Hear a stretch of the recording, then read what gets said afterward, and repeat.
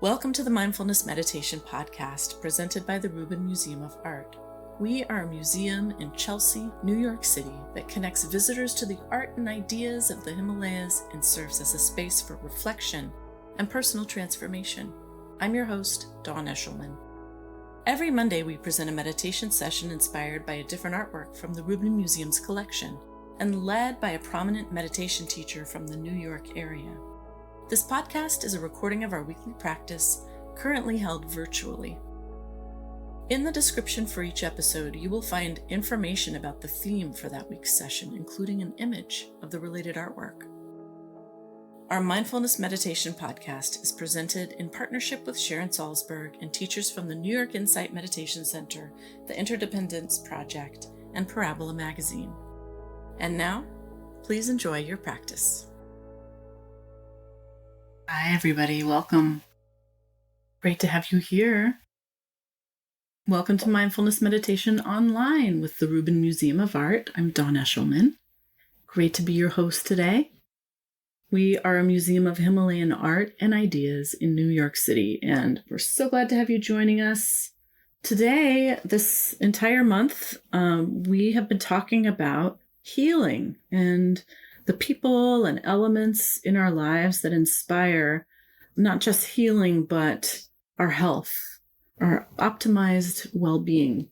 We will just give you the overview of what we'll do today. So inspired from our collection, we'll take a look at a work of art together from our collection. We'll hear a brief talk from our teacher. Today it is the fantastic Tracy Cochran.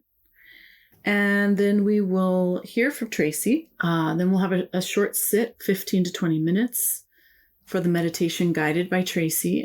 Okay, so we'll take a look at today's theme and artwork. And this is really inspired by Healing Practices, which is an exhibition that we just opened last month. So we're looking at the protective astrological chart that is featured in that exhibition as a healing practice, a tool for healing.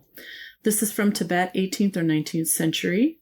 And astrology is very important in Buddhist healing sciences. It's actually important in many different cultures. And there's a strong tradition of astrological practices in a variety of cultures. We actually did a series of programs on this a few years back and explored Vedic traditions, Mayan traditions, other indigenous traditions as well. So this astrology has its origins in the Tibetan shamanistic culture, Bon. So the kind of precursor to Buddhism, the indigenous religion of Tibet, was Bon. And it can be used to construct medical calculations and protective guides for individuals and households. So there are typically charts displayed in households that can be utilized by different family members and customized to the specific needs of families. And the primary figure actually that's at the bottom, so I'm going to go back to the main picture here, and you can see there are these two main circles, and the one at the bottom here is actually a tortoise, a metaphor for creation. So on the tortoise's belly are concentric circles that illustrate from the inside out the 9 magic numbers, the 8 trigrams, and the 12 animals of the zodiac, which combined all together with the 5 elements form the 60-year cycle of the Tibetan calendar. Along the sides are rows of sigils, each representing a negative spirit, and these symbols bind those spirits in a contract agreeing not to harm the displayer of the image. Now, I would love to bring on our fantastic teacher today. This is Tracy Cochran. She's been a student and teacher of meditation and spiritual practice for decades. She is the founder of the Hudson River Sangha, which is virtual and open to all. You can find more about this on tracycochran.org. And Tracy teaches not only at the Rubin, but also mindfulness, meditation, and mindful writing at New York Insight Meditation Center and many other places.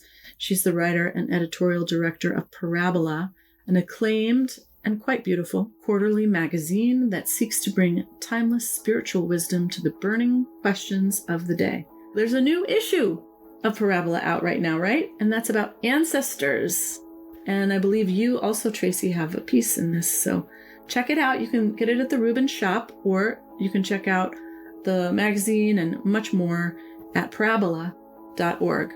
Welcome, Tracy. Well, thank you, Dawn. I'm delighted to be back, and especially under this beautiful and intricate illustration, which Tashi will describe and talk about later. But I wanted to talk to you just a bit before we meditate about what astrology can mean to us. And most of the people here today are from a Western background. And some of the people who are here and who listen to the podcasts are younger people, younger than I am.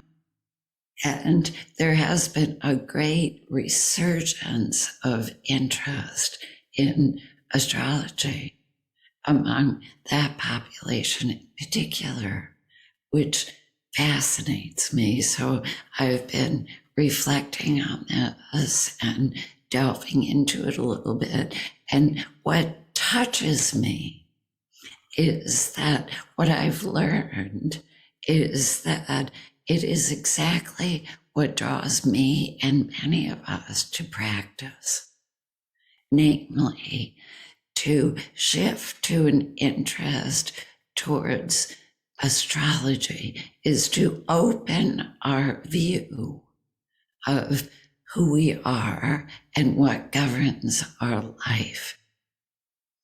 It's not so much a question of shifting to believe in something fanciful or something unreal versus the reality of data, but to shift to open really our attitude towards ourselves and our lives. It's not a matter of thinking that we're fixed, that we have a certain star sign, we're Aquarius or Taurus, but to open, to consider that our lives move, they change. And this is what Buddhism teaches. In other words, it helps us. It's a tool for healing. Healing in the root sense of the word in English means to make whole. To begin to see that all parts of our lives inform us and potentially awaken us, so that looking at our lives as something influenced by the movement of the planets shows us that a depression, a hard time, a time of conflict will eventually shift. As Maya Angelou famously said, sooner or later, every storm runs out of rain stops. Another opportunity comes in. So it's not simply opening our view to see that we're part of a larger world. And it touches me, the image of the tortoise, because many of us here are in America, and indigenous Americans also saw the tortoise as an emblem for creation, for the earth. So opening to this notion that we're influenced by great forces. First of all, it's not fanciful. We are literally made of star stuff. We are literally part of a world that gives us oxygen. Our lungs are like trees. Our circulatory system is like a river. All of this is very real, but it also invites us to consider a very different way that we can be free. And that freedom consists not in forcing things to happen. And this was a colonial way of doing things. We will just force things, but rather more like all these indigenous cultures that looked at the stars, that studied them, that understood our interconnection with nature. So that on an individual basis, as we come to practice now, we begin to see that our freedom consists not in trying to always outrun sorrow or conflict or aging or loss or anything else we fear, but to begin to discover a new way of relating to that fear. As the great poet Rilke once said, it may be the case that everything that frightens us inside is something helpless that needs our love. And we begin to see that love, far from being something frightening or something remote from us, love in this practice is a way of seeing with kindness and with an openness to the reality that things change, that things open and reveal other truths, other faces. So as we begin to take our seat to meditate right now, I invite you to consider that not only are we under the planets and the stars and sitting on the earth together, but these bodies, these hearts, these minds, these lives that we live that can seem so bewildering and overwhelming sometimes and fraught with uncertainty. All of these things are also nature. And all of these things can open and reveal unexpected joys and meanings under the touch of your own kind attention. We begin to discover, as Maya Angelou again said, that we need joy like we need oxygen. We need each other like we need the earth. So we take a comfortable seat and just really take that suggestion, comfortable, seriously. What is it like to welcome yourself to be here just like this, without forcing yourself to be another way or a better way, but to just notice that there is an attention present inside you right now. You don't have to strive for it. Just close your eyes and see that there is a luminosity here, a willingness to be with what happens, to be present today.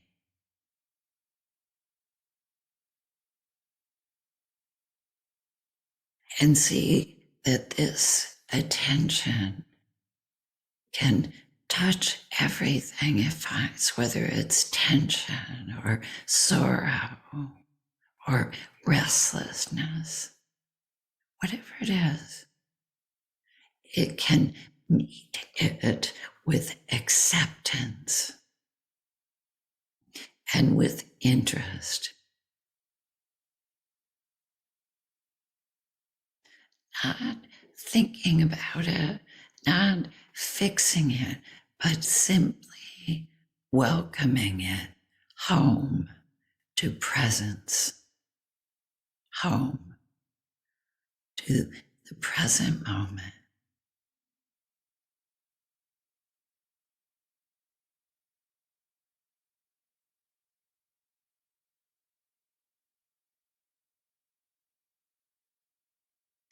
Notice that you can make this movement of coming home to the body, to sensation, to the rhythm of breathing, no matter what else is going on.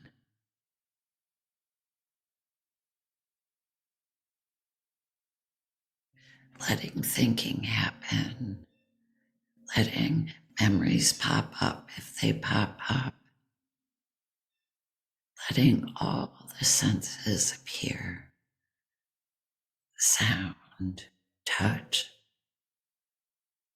and notice that you can come home to an attention that receives all of this with kindness and interest.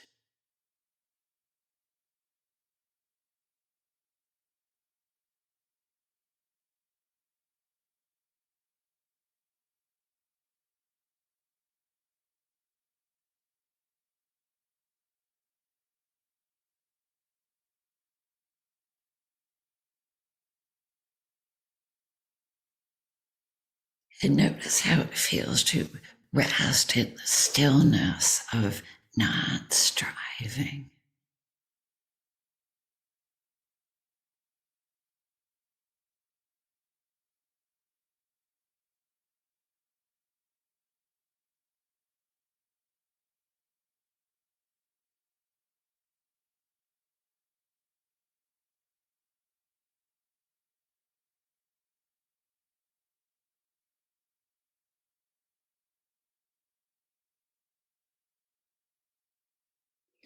And notice that when you get lost in thinking or dreaming or picturing, you can gently come back again to the experience of being present.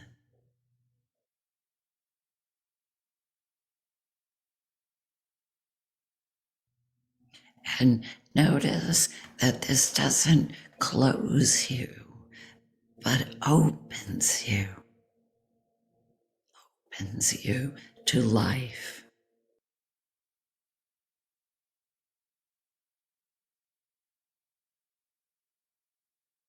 We begin to remember. Mindfulness means to remember presence, to remember that we're alive in a living world.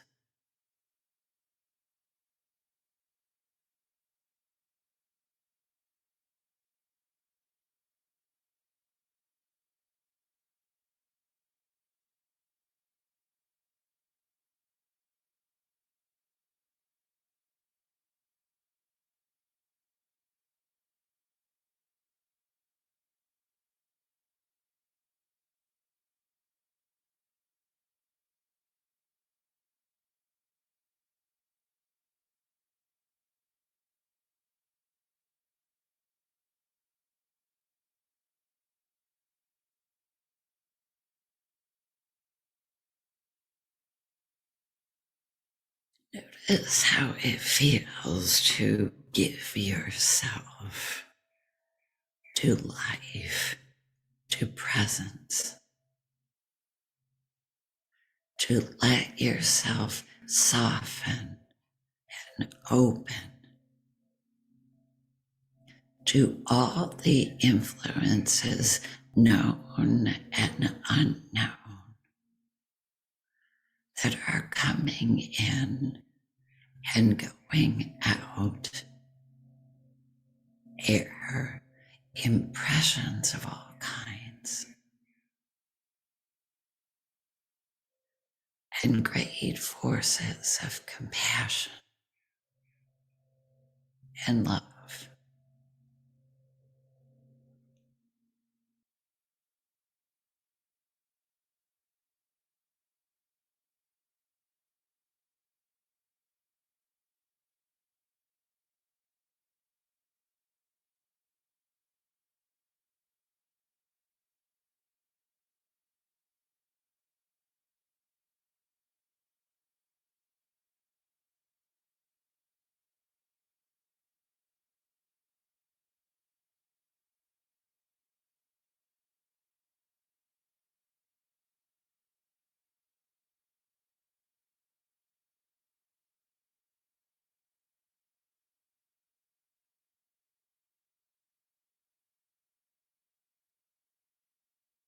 Just let yourself rest in stillness, in not resisting, not striving.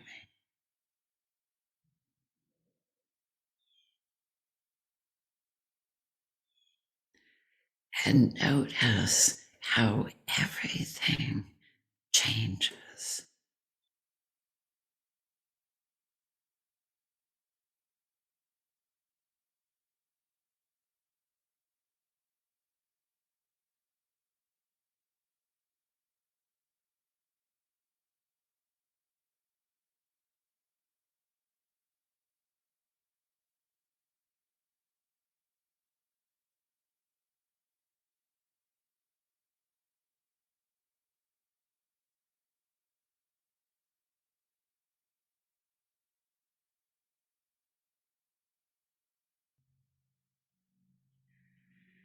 And notice that there is a presence here inside you and outside you that accompanies you, that sees, receives what's happening with kindness, with openness like the sky.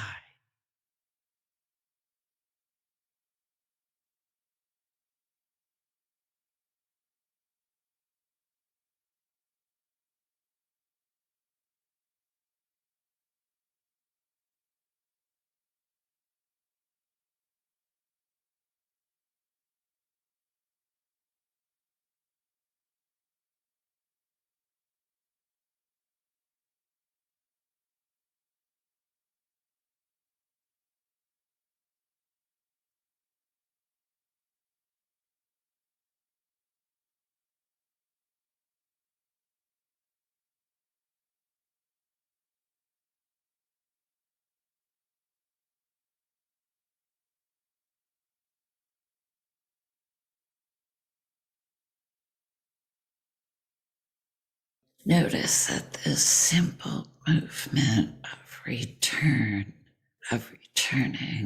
to the body and the breath and the present moment opens you to the cosmos,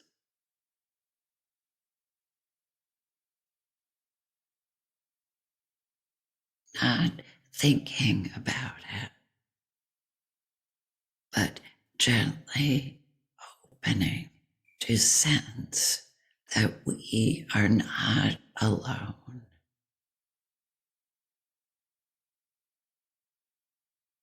that we belong to a larger life, known and unknown.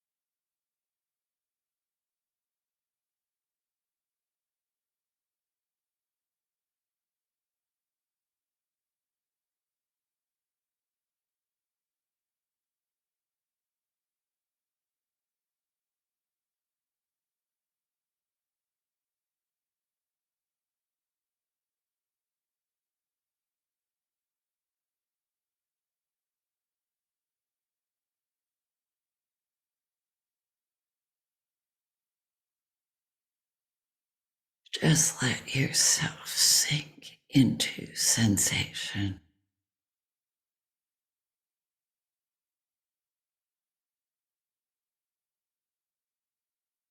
Opening to a presence that sees without comment, without thinking, but with kindness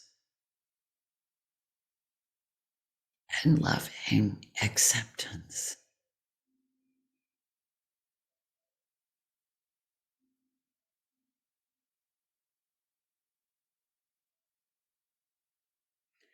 As boundless as the sky.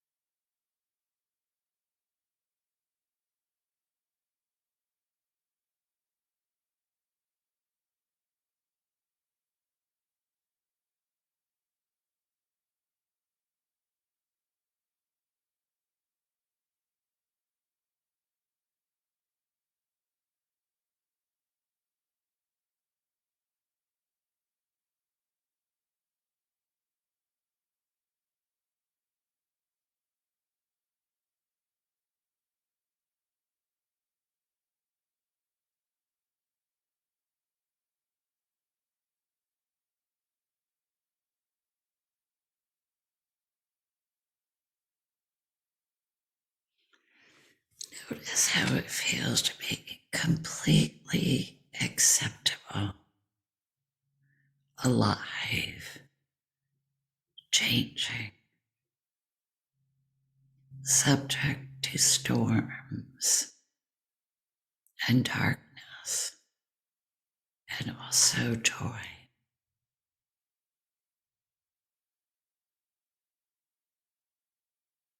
Everything acceptable.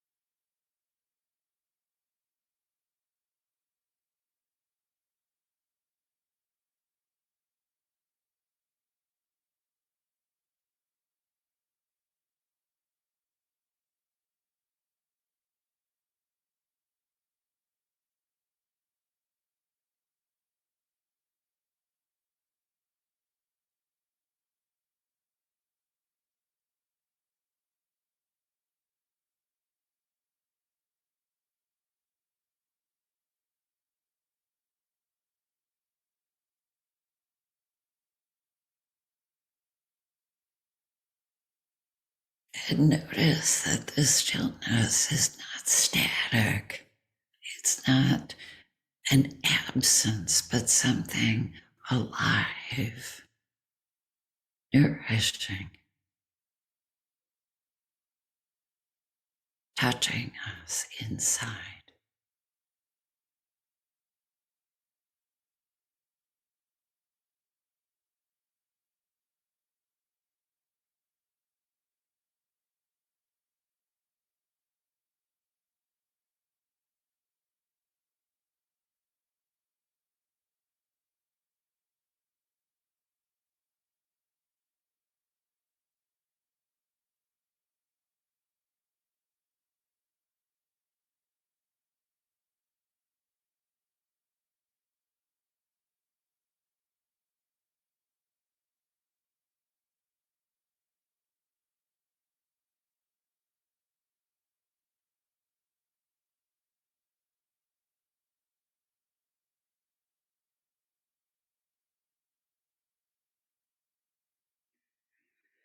And notice how it feels to let yourself be completely vulnerable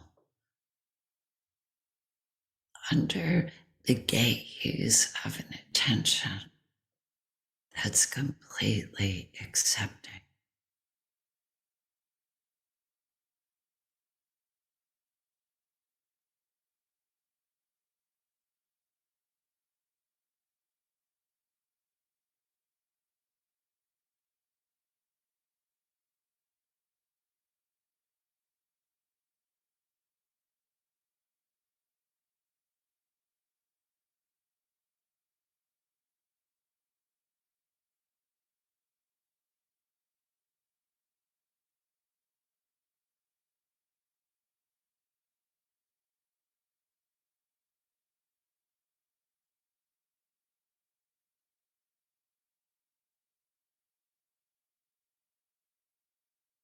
Notice how alive you are under the words.